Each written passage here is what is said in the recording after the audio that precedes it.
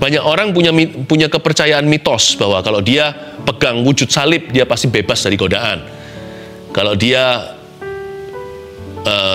mungkin berada di gereja, pasti setan nggak ke sana. Hei, dengar lagi, ini di Yerusalem, di kota suci. Dan di bait suci lagi, di bait Allah, Yesus dicobai. Karena selama kita masih membawa kemana-mana daging dan darah manusia yang keturunan Adam dan Hawa, selalulah berjaga-jaga dan waspada. Kalau Anda belum subscribe di channel ini, segera, supaya Anda bisa mengikuti terus rema-rema dari Roh Kudus ya. Ambil catatan, judulnya Menang di Lembah. Termasuk di lembah kekelaman, lembah apapun juga. Lukas pasal 4 ayat 1-13, saya tidak bacakan semuanya dulu, tapi saya akan mengalir ayat per ayat, di mana saya berhenti, di situ kita mulai lagi, ya. Pencobaan di padang gurun, menang di lembah. Yesus yang penuh dengan Roh Kudus kembali dari sungai Yordan setelah dibaptis Yohanes maksudnya. Lalu dibawa oleh Roh Kudus ke padang gurun. Berhenti di situ. Loh, Roh Kudus kok membawa ke medan perang ya? Banyak orang kira Roh Kudus itu hanyalah tempat pelarian. Sebenarnya, kalau kita dipenuhi Roh Kudus, our life will be directed to the combat field. Hidup kita pasti akan dituntun ke medan perang, bukan supaya kita hancur lebur, dikalahkan, tapi justru supaya kita memperoleh kemenangan. Tuhan itu percaya kepada anak-anaknya. Dia beri Roh Kudus untuk menuntun dan membantunya. Dan kita kalau dibawa ke medan perang, kita mengalami trial, ujian, bahkan pencobaan, jangan takut, jangan gentar. Kalau Roh Kudus besertamu, engkau pasti menang. Aku pasti menang. Kita pasti menjadi lebih dari pemenang. Roh Kudus loh yang tuntun Yesus ke padang gurun. Bukan supaya Yesus kalah, tapi supaya anak Allah merebut mahkotanya. Supaya Tuhan Yesus layak menebus kita menjadi Mesias umat manusia. Persoalan yang Anda hadapi, Roh Kudus tahu. Bukan Roh Kudus yang mencobai. Tuhan tidak pernah mencobai siapa-siapa. Tapi kalau Roh Kudus tuntun Anda ke sana, di mana ada tantangan, jangan takut. Tuhan pasti punya maksud mulia. Dia tidak ingin menghancurkan hidup Anda. Our Lord, Tuhan kita bukan destroyer. Tuhan kita adalah Savior. Dia adalah juru selamat kita. Jadi, He knows what He's doing with us. Dia tahu persis apa yang Dia sedang lakukan dengan anak-anaknya. Kalau Roh Kudus tuntun Anda ke medan perang hari ini, menghadapi masalah bertubi-tubi, percayalah dulu bahwa sesuatu yang baik akan terjadi. Ya, dan percayalah kepada tuntunannya, karena Dia tidak pernah salah membimbing anak-anaknya. Ayat 2, di situ ia tinggal 40 hari lamanya, dan dicobai iblis. Selama di situ, ia tidak makan apa-apa. Jadi Yesus 40 hari, 40 malam tidak makan. Dan sesudah waktu itu, ia lapar. Ya, tentunya setelah berapa minggu itu 40 hari. Pasti dia lapar. Nah, saya kasih bocoran sebelum kita baca ayat 3, nanti pencobaan pertama adalah untuk isi perutnya. Yaitu untuk mengubah batu menjadi roti. Tapi, kalau Yesus menuruti keinginan setan dan keinginan daging manusia, maka itu yang disebut dengan dosa. Tapi Tuhan Yesus tentunya sempurna, Dia tanpa dosa. Dan Dia bisa mengajari kita untuk menang atas segala godaan. Dosa itu overrated. Dosa itu bahaya sih. Setan itu ada. Godaan itu kita nggak mampu hadapi sendiri. Tapi kalau Yesus beserta kita, dosa tidak perlu menjadi momok. Karena Tuhan sudah sediakan jalan kemenangan bagi anak-anaknya. Yesus menang di padang gurun itu bukan untuk Yesus. Karena Yesus dari dulu sempurna, dahulu kekal, selama-lamanya sampai selama-lamanya. Yesus menang itu untuk kita. Kalau Yesus bisa menang dalam jati dirinya sebagai manusia, Yesus tahu pergumulan kita. Tempat di mana kita berjalan, Yesus pernah jalan di sana. Di mana kita dicobai, Yesus pernah dicobai. Ya kan? Apa yang Anda rasakan, Yesus pernah rasakan. Jadi kalau Yesus menang, Anda bisa menang. Dan kalau Yesus pernah alami, Yesus pasti mengerti pergumulan Anda hari ini. Tidak ada satupun yang merupakan kejutan baginya. Tapi Yesus cara menangnya gini, kita lihat ya, intisari pencobaan. Ketika dia di dalam lembah kekelaman itu, sesudah kurun waktu 40 hari tepatnya, dia lapar. Tapi Yesus tidak mengubah menjadi roti yang asalnya batu. Jadi pencobaan itu gini, kalau Anda baru dicobai tapi tidak melakukan sesuatu, itu belum tergolong dosa, kabar baiknya. Cepat-cepatlah minta pertolongan Tuhan, jangan tunggu sampai babak belur dulu. Meskipun bulu yang patah terkulai tidak akan dipatahkan, sumbu yang pudar nyalanya tidak akan dipadamkan, tidak ada kata telat atau terlambat. Kalau kita datang sama Tuhan, Tuhan masih bisa pulihkan. Tuhan pasti ampuni, meskipun tergantung perbuatan kita, apakah ada konsekuensi yang mengikuti atau disiplin dari Kristus, atau ada sesuatu yang mungkin terlanjur. Tapi Tuhan itu selalu menanggapi orang berdosa yang berbalik kepadanya. Tuhan selalu akan mengubah hidupnya. Ya, bukan berarti kita boleh sembarang berdosa, nggak apa-apa, atau nggak ada kata terlambat. Nanti lain kali datang ke Tuhan, ya Tuhan terima. Nggak bisa begitu. Jangan lupa Tuhan adil pula. Tapi firman ini menjelaskan bahwa di ayat 2, ketika iblis baru menggoda, itu belum tergolong dosa. Waktu Yesus lapar, sebelum dicobai untuk mengubah batu menjadi roti, Yesus kepingin makan, tapi belum waktunya. Dan Yesus tidak mau menyalahgunakan wewenang atau kuasa, dia tidak mau pakai super power, atau dia tidak mau memakai supernatural power. Dia tidak mau memakai kuasa supranatural dari keilahiannya untuk perkara duniawi, untuk memuaskan daging saja. Karena itu Yesus menolak tawaran setan. Tapi di titik ini, kalau kita digoda, kepingin sesuatu, atau rasanya nggak tahan, apakah itu godaan seksual, atau balas dendam, atau pencobaan yang lainnya, mengingini contohnya. Di titik itu, cepatlah berseru kepada Tuhan, sebelum terlambat. Dan jangan tertuduh kalau setan berkata, orang Kristen kok mikir begini. Mungkin kalau didakwa sama iblis di dalam hatinya, ayo kamu sudah berdosa. Setan kan paling suka begitu. Orang belum jatuh, sudah dibilang jatuh, sudah dibilang terlambat. Kok bisa sih kamu punya pikiran begitu? Kamu kotor, kamu najis, padahal belum berbuat sesuatu. Kalau Anda lapar, Anda kepingin makan, tapi Anda belum berbuat sesuatu seperti mencuri atau mengubah jadi roti apa yang asalnya batu, Anda belum jatuh dalam dosa. Jangan hidup setiap hari dengan awan gelap di atas kepala, dituduh sama setan mau percaya. Kita dosa enggak itu sesuai firman, itu objektif. Kalau kita sudah melakukan suatu hal, kita sudah meresponi kalau kita diseret dengan keinginan, lalu kita melakukan apa yang tidak berkenan di hati Tuhan. Nah, itu namanya dosa. Itu pun Yesus berkata, kembalilah orang berdosa, mintalah maaf. Ya? Saya berkata-kata secara marifat, ada orang-orang yang selalu tertuduh hatinya, padahal belum berbuat apa-apa. Tapi juga jangan mentang-mentang, gua belum berdosa, lalu kita entertain pikiran dosa. Kita hiburkan pikiran itu di dalam hati kita. Mikirin itu terus-menerus. Ya kan? Lalu mencobai Tuhan dengan masuk ke area abu-abu. Lama-lama pasti jatuh. Pokoknya cara terbaiklah untuk kembali ke Tuhan itu kalau sedang digoda atau masuk dalam pencobaan adalah segera. As soon as possible, ASAP. Jangan tunda-tunda. Ya, di titik manapun Anda kembali kepada Tuhan, Tuhan berkuasa mengubah. Ayat 3. Lalu berkatalah iblis kepadanya, jika engkau anak Allah, suruhlah batu ini menjadi roti. Ini pencobaan kayaknya nggak relevan. Kalau kita disuruh jadikan batu, mengubah batu jadi roti, kita nggak bisa, makanya bukan godaan. Tapi orang yang punya kuasa untuk membalas, dia tinggal beritahu koneksinya katakan, tapi dia menolak niat jahatnya. Nah, itu baru namanya luar biasa. Pencobaan ini bagi Yesus relevan, karena Yesus bisa mengubah dengan sepatah kata, atau satu kalimat, nggak satu kalimat, satu huruf aja, itu batu bisa jadi roti. Kita nggak bisa. Pencobaan itu bukan, pencobaan itu bukan begini loh, kita tidak boleh melakukan sesuatu. Pencobaan itu juga begini, kita bisa melakukan sesuatu, tapi karena Tuhan tidak berkenan, kita jangan. Nah, ini dia. Nah, sebenarnya dari ayat yang ketiga yang kita baca, lalu berkatalah iblis kepada Yesus, jika engkau anak Allah. Siapa sih yang diserang oleh setan? Yang diserang oleh iblis sebenarnya adalah Bapa di sorga. Tahu nggak, setiap godaan dan pencobaan yang kita alami di dunia ini, iblis bukan menyerang kita. Kita hanya tumbalnya. Karena kita adalah anak Allah.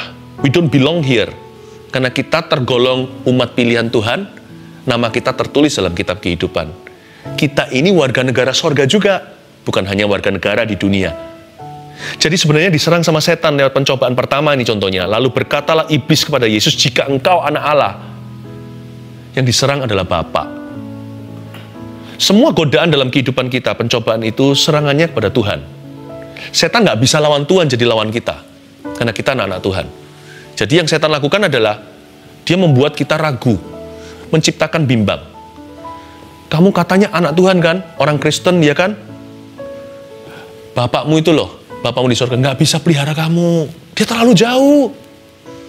Jadi kita dicobain untuk kompromi, untuk main hakim sendiri. Karena kita merasa Bapak nggak peduli. Atau Yesus yang diserang sama setan. Yesus katanya tidak berubah dahulu sekarang selamanya kan?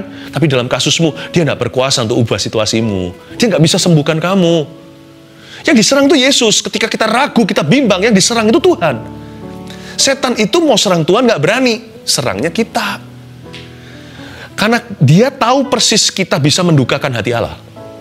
Tuhan itu paling sedih kalau anak-anaknya berkhianat kepadanya. Setan nggak bisa apa-apa. Jadi ketahuilah semua keraguan, kebimbangan, semua dosa dan pencobaan, godaan dalam hidupmu dan hidupku, semua tantangan di depan kita yang membuat kita terintimidasi, semua itu serangan kepada Bapa. Kalau Anda melekat kepada Bapa, Anda akan mengalami sumber dayanya, Anda akan mengalami resources-nya. Bapa pasti akan menolongmu.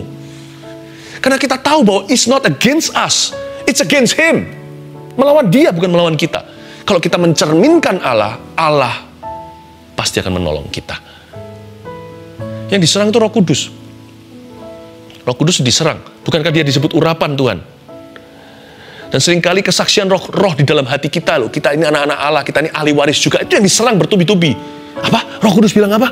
Kamu adalah ahli waris. Nggak mungkin. Kalau lain ditolong, kamu pasti akan dibiarkan tergeletak. Tidak seperti lagu itu, kalau lain ditolong saya juga.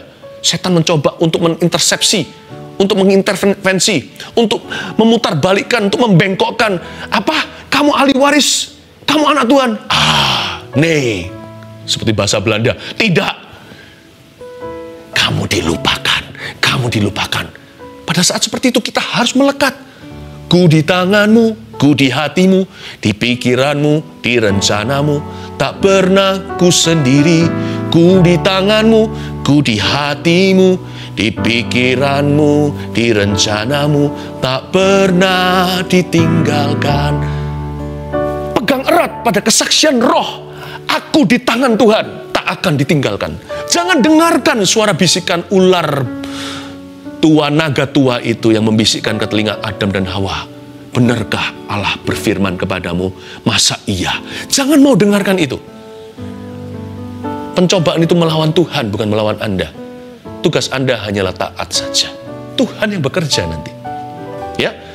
Nah, sekarang kita lihat pencobaan pertama ini, setan bisa pakai apa? Yang pertama, setan bisa pakai kebutuhan kita. Hati-hati ya. Kita lihat lagi, kita baca lanjutkan ayat 4. Jawab Yesus kepadanya, ini jawaban Tuhan dahsyat. Ada tertulis, manusia hidup bukan dari roti saja. Ada lanjutannya ya. Di Injil, di kitab Injil kan ada 4, Matius, Markus, Lukas, Yohanes. Di perikop yang lainnya juga tertulis, ditambahin ini. Tapi bukan hanya dari manusia hidup, bukan hanya dari roti, tapi dari setiap firman yang keluar dari mulut Allah. Ayat ini menjelaskan kepada kita, memberikan satu pewahyuan bahwa setan bisa memakai our basic needs, kebutuhan dasar kita. Kalau yang namanya kebutuhan hidup itu sudah nggak ada hukumnya. Asal seseorang itu kepepet dan butuh, apapun dihalalkan, bukan? Kita bisa bilang, tapi aku kan terjepit keadaanku. Apa boleh buat? Aku harus mencuri, kalau nggak gitu anakku nggak makan. Setan itu pandai sekali membuat orang jatuh. Hati-hati jangan sampai karena kebutuhan Anda belum dijawab atau dipenuhi oleh Tuhan, Anda sengaja kompromikan iman. Dan apa yang firman Tuhan katakan jangan Anda lakukan. Atau firman Tuhan katakan lakukan, Anda hindari itu. Don't do that. Karena memang kebutuhan manusia itu bisa menjadi Allahnya kalau nggak hati-hati. Makanya itu Yesus Kristus menjelaskan kepada kita, manusia hidup bukan hanya dari kebutuhannya terpenuhi, tapi dari setiap firman yang keluar dari mulut Allahnya. Karena Allah lah Tuhannya, bukan perutnya, atau bukan dorongan seksualnya, atau bukan kebutuhan finansialnya, atau bukan perasaannya yang tidak terbendung lagi, atau whatever it is, apapun itu. Hati-hati, setan bisa memakai kebutuhanmu. Jangan demi memenuhi kebutuhan Anda jual Tuhan. Ingat, masih ada kekekalan. Kalau kita bisa berdiri teguh, kita nggak akan dikecewakan kok. Yesus nggak langsung makan, tapi tahu nggak, di ujung cerita, Yesus dijamu oleh para malaikat. Ujungnya Yesus makan pula, tapi makannya dari berkat Bapa, bukan dari kompromi iman. Belajar sabar ya dalam pencobaan, apalagi hari-hari ini. Ayat yang kelima, kemudian ia membawa Yesus ke suatu tempat yang tinggi, ini pencobaan kedua, dan dalam sekejap mata ia memperlihatkan kepadanya semua kerajaan dunia. Pencobaan kedua ini dimulai dengan Yesus dibawa ke suatu tempat yang tinggi atau a high place. Di Perjanjian Lama, high places, sebuah kata high place, tempat tinggi, itu biasanya adalah tempat yang dipakai oleh bangsa Israel untuk menyediakan altar bagi berhala mereka. Mereka kasih wangi-wangian di situ, kasih persembahan dan korban-korban di atas mezbah yang bukan Tuhan. Dia membawa Yesus ke tempat yang tinggi. Nah, kita mulai lihat berhala zaman modern ini.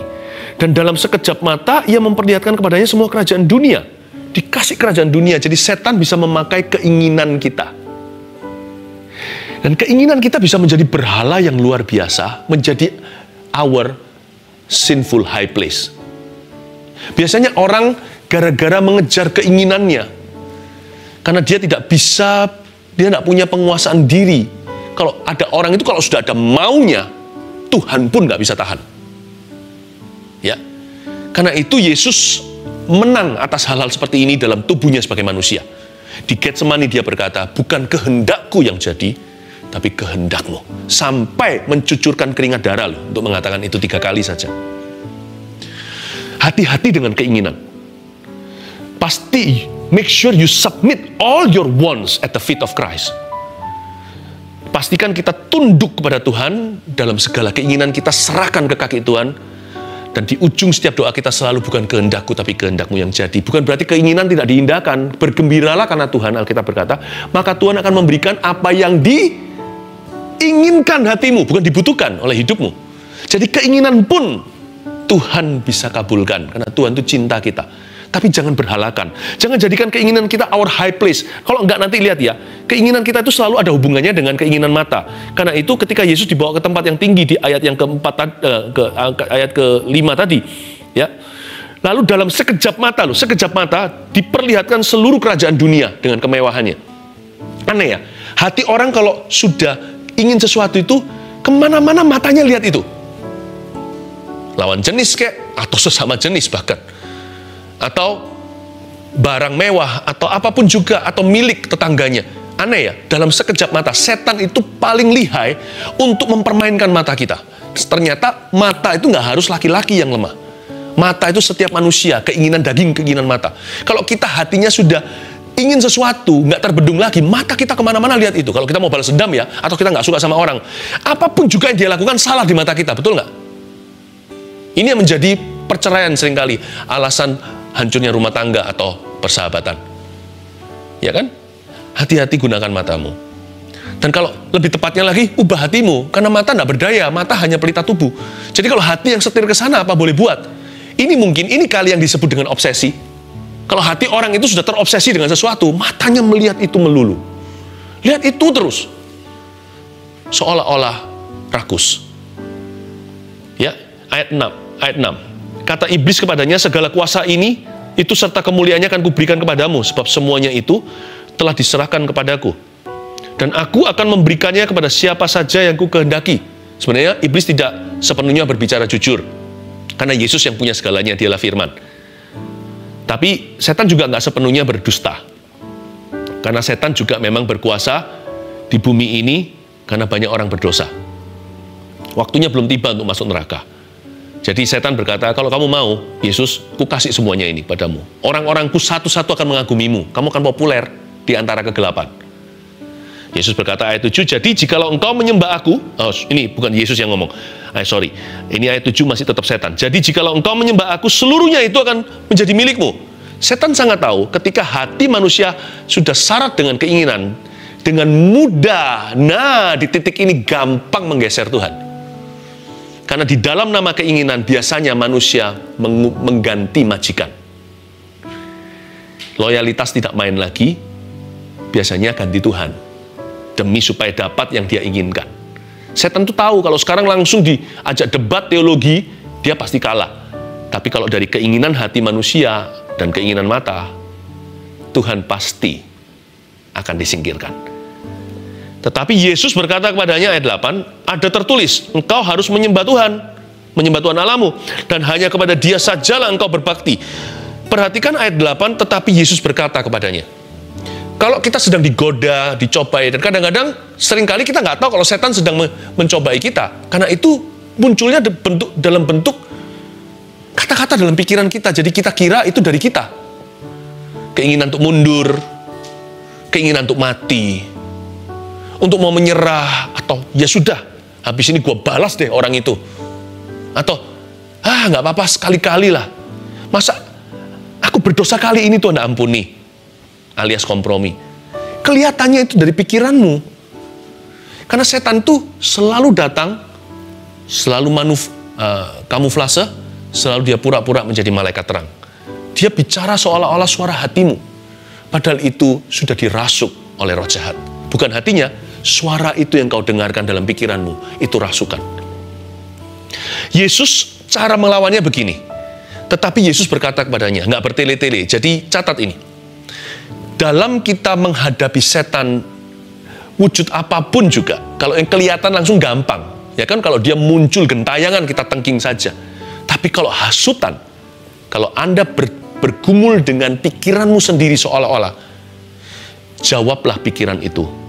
Jangan terlalu banyak ngomong. Yesus hanya singkat, tetapi Yesus berkata kepadanya, pastikan perkataanmu untuk melawan hasutan dan setan itu singkat dan padat serta berhikmat. Make sure semua yang Anda ucapkan itu keluar dari keyakinanmu, this is wrong and I'm not gonna do it. Titik. Di dalam nama Yesus pergi kau. Ini salah, firman Tuhan berkata, hal ini merugikan orang lain, di dalam nama Yesus aku tolak ini. Nggak usah terlalu banyak menjelaskan kepancing dengan pikiran sendiri. Cukup Anda be brief, ya, dengan tegas, penuh, namun singkat. Itu dia. Setan bisa memakai keinginan kita, serahkan keinginanmu kepada Tuhan. Percayalah Tuhan tahu apa yang Anda butuhkan, Tuhan tahu apa yang baik dan yang paling sempurna untuk hidupmu. Ayat yang ke-9, kemudian ia membawa Yesus ke Yerusalem dan menempatkan dia di bubungan bait Allah. Lalu berkata kepadanya, jika engkau anak Allah, jatuhkan dirimu dari sini ke bawah. Ayat 9 juga mengajarkan kepada kita bahwa setan bisa memakai harga diri kita. Yesus itu diotak-atik terus tentang keilahiannya. Kalau kamu anak Allah, kamu jatuhkan diri ke bawah kan nggak apa-apa, pasti ditolong malaikatnya, kan kamu Mesias. Dan Yesus ini ya, di sini loh ya, banyak orang punya kepercayaan mitos bahwa kalau dia pegang wujud salib, dia pasti bebas dari godaan. Kalau dia mungkin berada di gereja, pasti setan nggak ke sana. Hei, dengar lagi, ini di Yerusalem, di kota suci. Dan di bait suci lagi, di bait Allah, Yesus dicobai. Karena selama kita masih membawa kemana-mana daging dan darah manusia yang keturunan Adam dan Hawa, selalulah berjaga-jaga dan waspada. Hiduplah oleh roh, Roma 8 katakan. Jangan oleh daging, karena roh bisa mengalahkan perbuatan-perbuatan daging. Ya, setan bisa pakai harga dirinya. Di ayat yang 10, sebab ada tertulis mengenai engkau, ia akan memerintahkan malaikat-malaikatnya untuk melindungi engkau. Yang paling terutama di dalam hidup Yesus, ketika melayani di Galilea, ketika saat ini digoda, bukanlah harga dirinya, ya, tetapi melakukan kehendak Bapa. Dan mereka akan menatang engkau di atas tangannya supaya kakimu jangan terantuk kepada batu, kata setan kepada Yesus. Setan ini ternyata juga cukup banyak informasi tentang firman Tuhan ya. Kayaknya setan tahu Alkitab. Makanya kalau anak Tuhan tidak baca Alkitab itu disayangkan.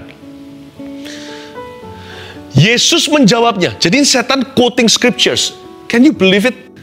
Dapatkah Anda mempercayai bahwa setan itu bisa mengutip ayat-ayat Alkitab? Tapi demi kepentingan yang dibengkokkan. Yesus menjawabnya, katanya, ada firman, jangan engkau mencobai Tuhan Allahmu. Ayat 12 ini yang saya sebut, it is written versus it is written.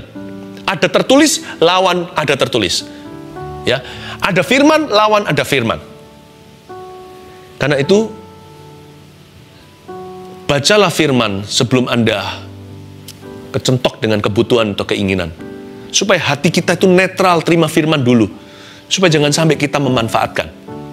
Firman ini nggak boleh dimanfaatkan. Firman ini otoritas di atas kita, bukan hamba di bawah kaki kita. Yesus menjawabnya, it is written, ada tertulis. Jangan kamu mencobai Tuhan. Apa ini mencobai Tuhan? Hidup kita itu biarkan ya di atas ya, tidak di atas tidak. Lebih dari itu adalah dari setan. Jangan mencobai Tuhan. Jangan mendahului Tuhan. Jangan melampaui, are you ready? Jangan melampaui taat dan percaya saja. Tugas kita itu simple banget. Just trust and obey. Taat dan percaya saja. Jangan melampaui itu. Nanti berakhir di ambisi manusia, bukan visi Allah. Tugas kita itu yes and amen. Ya dan amin. Seperti Maria, terjadilah padaku sesuai firman-Mu. Aku ini kan hanya hamba-Mu.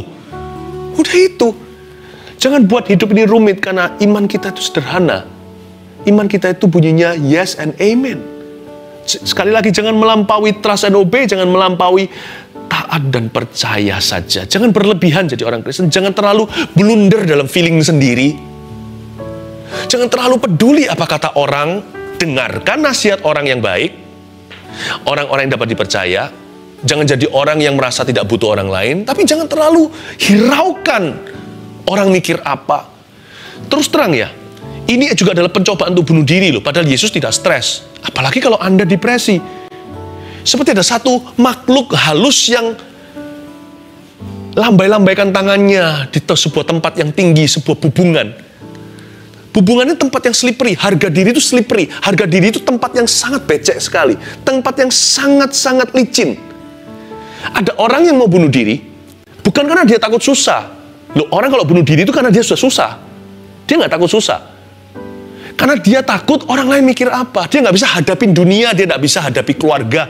Dia bahkan tidak berani bercermin dengan dirinya sendiri di depan kaca. Terlalu memegang erat-erat gengsi dan egonya, atau orang lain mikir apa. Harga diri itu slippery, bubungan tempat yang licin sekali, di tempat yang tinggi. Karena itu jangan hidup demi kebanggaanmu, jangan hidup demi dirimu, jangan hidup demi muka dan wajahmu. Pandanglah wajah Tuhan, Anda akan selalu kuat. Buktinya orang susah, orang itu sudah susah, dia bunuh diri bukan karena takut susah. Karena, mau tahu kenapa? Saya sudah beritahu tadi alasannya. Ya kan? Karena orang ini sendiri sebenarnya hatinya terintimidasi dengan bagaimana saya nggak bisa hadapi dunia, atau lebih tepatnya orang ini lebih mementingkan harga dirinya. Dan dia kira kalau dia lompat dari tempat yang tinggi itu dia mati, Tuhan akan terima dia. Jangan-jangan ketika ketemu Tuhan arwahnya, rohnya, Tuhan akan bilang, "Duh, kok kamu di sini? Aku belum memanggilmu. Nomormu belum kupanggil, kok kamu ada di sana?" Saya tidak berhak, saya manusia, saya nggak tahu di sebelah situ gimana. Saya nggak berhak untuk menjatuhkan veto, menjatuhkan suatu vonis, maksud saya. Apakah orang yang seperti ini, orang yang bunuh diri itu masuk surga atau masuk neraka? Saya nggak mau bahas. Tapi kalau saya nggak berani resiko. Namaku belum disebut, nomorku belum dipanggil, saya muncul di pintu gerbang surga tanpa sebuah appointment. Dari firman yang berkata, berbahagialah mulai hari ini orang-orang yang mati di dalam Tuhan. Mati di dalam Tuhan itu mati yang dalam Tuhan itu adalah keuntungan, kata Paulus. Mati yang merupakan appointment atau panggilan. Bukan karena dia bunuh dirinya sendiri, lompat dari tempat tinggi seperti yang Yesus diajak sama setan, "Sini ayo, lompatlah sekarang." Kan malaikatmu pasti akan menjagamu. Konteksnya bukan lompat bunuh diri. Itu konteksnya adalah jalan dalam rencana Allah. Malaikat akan menatang kakimu supaya tidak terkena dengan batu. Setan itu licik sekali. Jangan-jangan ketika sampai ke gerbang Tuhan, malaikat nggak kenali. Nggak ada itu janjian hari ini dengan kamu. Kemana kau pergi? Saya nggak berani putusi. Tapi saya juga nggak berani resiko. Karena sekali kita berhenti hembus di sini, nggak bisa kembali. Kemana arwah demikian berakhir? Tanya Tuhan. Yang pasti, jangan jadi arwah yang begini. Paham ini? Ya. Sebenarnya orang yang bunuh diri itu bukan karena takut susah. Karena bunuh diri itu susah. Lebih susah. Untuk berani melakukan tindakan itu ngeri. Dan untuk dia berani mencabut nyawanya sendiri itu susahnya setengah mati. Lebih susah dari seluruh kesusahan hidupnya. Cuman dia berani melakukan itu karena diiming-imingi malaikat nanti akan jemput kamu. Jangan-jangan bukan malaikat terang, bukan malaikat Tuhan. Please don't. Yesus menjawabnya dengan kata ada firman, jangan mencobai Tuhan. Jangan melampaui percaya dan taat. Just trust and obey. Terakhir, sesudah iblis mengakhiri semua pencobaan ini, ia mundur daripadanya, puji Tuhan, tapi hati-hati, waspada, dan menunggu waktu yang baik. Selama kita hidup, kita harus selalu berjaga dan waspada, karena setan selalu paling suka, hobinya adalah mencuri, membunuh, membinasakan, dan mencari keuntungan dalam kesempitan. Dia adalah opportunistic spirit. Dia adalah roh yang selalu cari-cari celahnya gimana untuk memangsa Anda. Oleh karena itu, terus saat teduh, terus cari Yesus, terus mendekat kepada Tuhan. Dan berjalanlah dengan Roh Kudus. Sebab dengan Yesus, kita pasti menang. Katakan amin. Haleluya. 1 Petrus 4 ayat 7. Kesudahan segala sesuatu sudah dekat. Karena itu, kuasailah dirimu dan jadilah tenang, supaya kamu dapat berdoa. Saudara yang terkasih, terima kasih telah mendengarkan firman Tuhan hari ini. Jangan lupa untuk dukung terus channel ini dengan cara subscribe, like, share, dan juga komen, agar saudara kita yang lain juga boleh terberkati. Tuhan Yesus memberkati kita.